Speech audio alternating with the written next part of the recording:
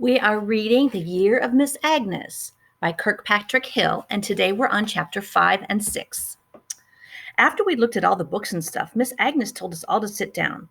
Little Pete and Roger pretended like they were going to sit in the same chair by Marie, and they pushed each other and wrestled. I waited for the teacher to holler at them and hit her desk with the ruler, but she just looked at them and with her eyebrow up and her mouth pushed a little to one side. It wasn't a mean look, it was a smart look, if you know what I mean. So they stopped and sat down. It was no fun trying to get this teacher upset because it didn't look like she could get upset. Miss Agnes was different in some way. She told us to take all of our old books out and put them on the desk. There were geography books and history books and reading books and penmanship books you made little circles in. They were pretty beat up. They weren't even new when we first got our school, just hand-me-downs from other schools that didn't need them anymore. She had us put all the books away in cardboard boxes, and she told little Pete and Roger after school they'd have to put them in the cache where we stored everything we didn't need. She even put the ugly old grade book in the box. I don't believe in grades, she said. Boy, was that good news. We sure never started school throwing books out before. We didn't know what to think.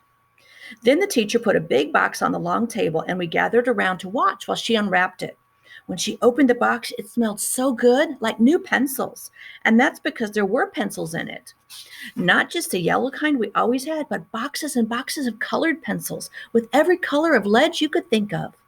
And there were big yellow boxes of crayons, 48 in a box, the skinny kind, not the fat kind we had before. And a box of green pencils with dark lead, and lots of tin boxes of paints. Each one had a little brush in it, and there was another bunch of little brushes tied together with a rubber band. And there was a wooden box with little metal tubes that Miss Agnes said had paint in them, too. I couldn't believe she was going to let us use all those beautiful things. But Miss Agnes started to lay the things out on the long table. Then she brought out paper from another box, medium-sized paper, and some big paper, bigger than we'd ever seen before. The first thing you must do, she said, is to brighten this school up. Everyone will make a picture for the wall. Miss Agnes showed us how to rule a margin for our picture so there'd be white space all around. That was for a frame. She told us we could use the big paper or the little paper, and we could make a picture of anything we liked, but we had to fill in all the white space inside the frame with color. Miss Agnes said that was the difference between a fine painting and a drawing. She showed us how to wipe our brushes carefully while we were painting, and then she helped the littlest ones, Selena and Charlie Boy. They took the big boxes of crayons and made a dark line with every single crayon. They held the crayons so hard their fingers turned white. They wanted to know the names of every color. They had funny names, too, not like the plain names on our old big fat crayons. We laughed and laughed when Miss Agnes said the names. Burnt sienna and magenta and periwinkle, flesh. That was very funny. We put that flesh crayon by our hands and laughed because our skin and that crayon weren't anything like the same color. Even when we put it by Miss Agnes's hand, it wasn't the same color. We didn't know who would have skin that color. Miss Agnes sort of snorted and said, "No one." Pretty soon, everyone just got quiet. We were so happy making our pictures. Miss Agnes put a record on the record player. It was singing, only the voices were really high and sliding around like. Once I heard that same kind of music in Koyukuk. Dominic Carlotti, who owned the store there, played it with his record player. Only Dominic's was scratchier than Miss Agnes's record, and it seemed so old. This one seemed new and bright, in some different language. The sunshine was filling the room from those bright windows, and that music going up in some kind of way. I felt excited somehow, like when a stern wheeler is coming up the river for the first time after the ice breaks up. Dominic has that kind of music, I told her. Yes, he does, she said. Dominic likes opera.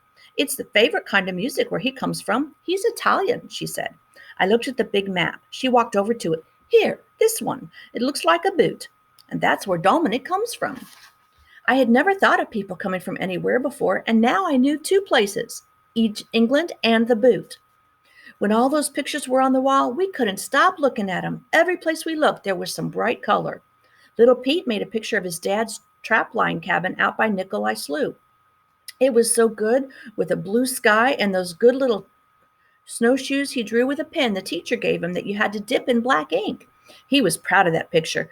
I could tell because he kept making fun of it. And Selena made one of her baby sister in the new boots her mama made for her. That picture was funny because the baby was really small, but the boots took up nearly the whole page. Roger made a good picture of Sam White's airplane, and he asked Miss Agnes how to spell Goldwing Stinson so he could write that at the bottom. Roger really liked airplanes, and he knew all the different names they had and all about their engines and stuff. Kenny did a stern wheeler, George Black's Idler, that comes up the Koyukuk River every year with all the freight. It's hard to draw it right because there are 100 paddles on the wheel that pushes the boat, but Kenny did it good. I wanted to make a picture of the music she was playing, but I didn't know how, so I made a picture of Miss Agnes. It was hard to get her hair, some gray and some not gray, all flying around her head somehow, not pulled neat like Mama's or the other women. When it was time for lunch, I felt a little worried. The other kids did too, I could tell, Plasker most of all. Miss Agnes had made some tea from a pot on the stove, and she told us if we all brought cups from home, tomorrow we could have some too. She must have made a batch of bread after Bertha and I left her the day before, because she had a sandwich to eat with her tea, peanut butter. We got real quiet while we were eating, and all the kids had their heads down, looking at their desks. Miss Agnes looked at us a little strangely. Finally, I asked her, "Do you like fish, Miss Agnes?" It was very quiet. All the kids looked at her from under their eyebrows to see what she'd say. "No," she said. "I hate fish." That was bad. I tried to cover my fish strips with my hand. Miss Agnes looked at us all with a question on her face. "Our old teacher didn't like the smell of fish," I said. "Oh," said Miss Agnes. "Well, I can't smell anything. I have sinus trouble." We all looked at each other, so that was good. Chapter 6. After lunch that first day, Miss Agnes said she needed to find out how much writing we had learned. I was not happy with this because I hadn't learned much. She gave us new pencils and paper with lines and told us all to write our name and the day we were born. The older ones were to write something about themselves, just anything to show Miss Agnes what we could do. We all looked at Bertha because Bertha was so good at writing. She seemed like she was writing all the time. Even before we went to school, she used to get a pencil from Old Man Anderson, and she'd hunker down by the boxes in the store, and she'd copy the writing. She'd write Olympia beer and Pillsbury flour and anything that was printed on the boxes. She didn't know what the letters said. She just thought they were pretty. Old Man Anderson wrote the alphabet the way it goes on a piece of paper for her. "Bertha, you'll be my secretary when you grow up," he told her. She never let loose of that piece of paper. It was always in her pocket. She'd copy the letters in the snow with a stick or in the mud on the riverbank. Bertha was funny that way. Miss Agnes stopped in surprise when she saw Bertha's writing. "Well, Bertha," she bent to carefully and look at each letter.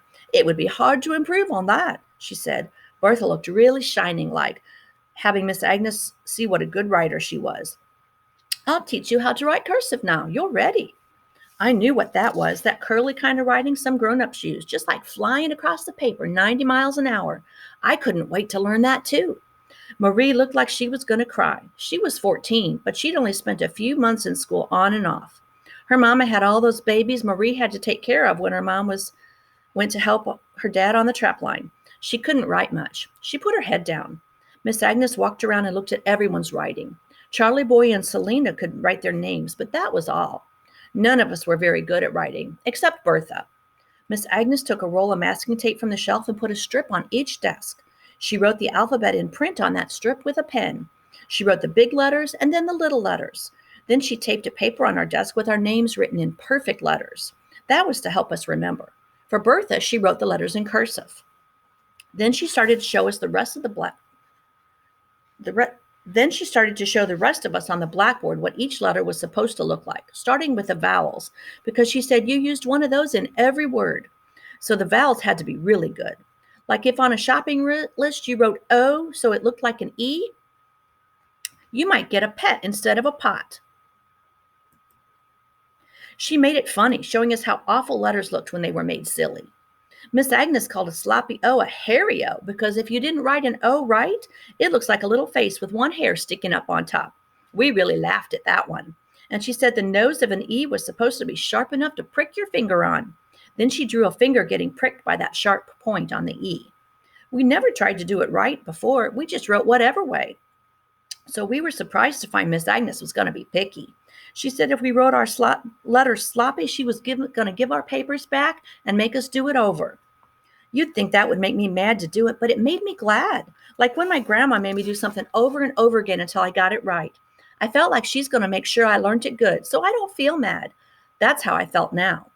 We practiced on our paper, making sharp-nosed E's and perfect O's that weren't hairy, and straight I's with the dot smack on top, not drifting away somewhere.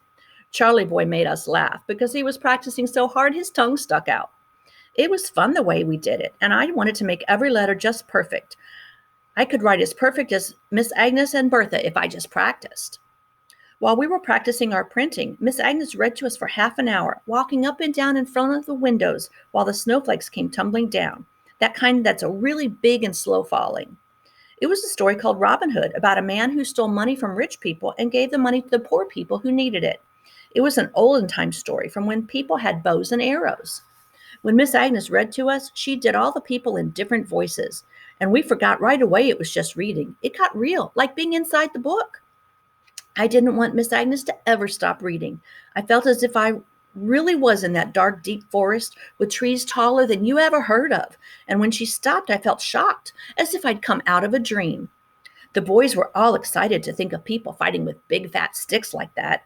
And when Robin Hood and Little John were on the bridge, we don't have any big sticks around here, just spruce poles. And we all thought it was funny because the book had a little John and we had a little Pete. And they were both really big, not little. When she put the book back on her desk, Miss Agnes took one of the pieces of paper out and made a picture of Robin Hood. She could draw real good and fast, too. Zip, zip, zip. And there was a man. We all laughed when she made him have long underwear with funny moccasins that had pointed toes and a short skirt and a hat like Gilbert Dendoff was wearing when he came home from the army, except Robin Hood's hat had a feather in it. Then she took a box of colored chalk and colored him in. Green clothes, because that's what it was like to wear a merry men's uniform. And that was Robin Hood. Marie wanted a picture of Maid Marian. Marie was all worried that Robin wouldn't see his girlfriend again because he was an outlaw. But Miss Agnes wouldn't tell us any of the story ahead of time, not even a hint.